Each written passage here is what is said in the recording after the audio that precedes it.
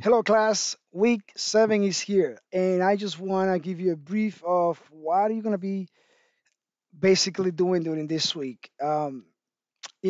This week should be very exciting because that means you only have one more week left after this week to complete um, this course and move to your next challenge or to your next level. Okay, so this week it should be straightforward. It should be easy. um, you are going to be, this is the objectives of the class for this week. You're going to be applying, vector and arrays in the program application that you're going to be working on, binary search tree.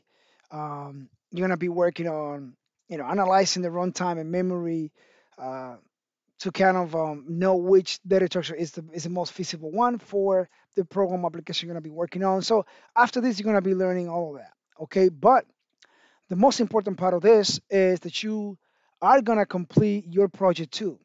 Okay, and project two, it is similar to the project that we worked recently, which was project 5-3, that milestone. So project two, it should be straightforward, it should be um, easy, because project two basically it's this, right? This is an example of what project two looks like. Okay. Um, in project two, you are gonna design your pseudocode where you are going to provide. Basically, you're gonna give me. This is a preview class. The data to receive the input, to provide the menu, to load the data structure, to get the course list, and provide the course information. We already have done that in week 5, so that's what I'm saying. It should be easy for you guys to do because that information we already covered in previous week. One interesting point for week 7 is that you need to have a GitHub account. You need to create a repository where you're going to have to put the course information there, a README file, and you need to add me as a collaborator because for week 8, you have to send me the link of that repository. One thing I'm going to say, please provide as much information as possible when you're doing your repository. The things you're going to put there, cover as much as possible because I have to give you a grade. And unfortunately, even though you see if a pass or fail, for me on the other side, I have different grades to provide. So the more information you provide, the higher grade you're going to get. If you only give me 2 lines saying something like about the class of what you like, what you enjoy, but you don't give me more than that. Instead of getting 15 points, you might get 10 or 12, and that will be probably a B plus.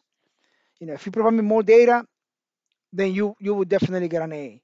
I'm just saying that because I already have seen where students provide me the GitHub, and there are some words, but not sufficient enough to get an A. So make sure you get that, read this information here, so that way you do this stuff and get prepared for week 8. Don't forget to send me the link. Some of you do not send the link, and remember, if I don't get the link in week 8, you're gonna get a 0.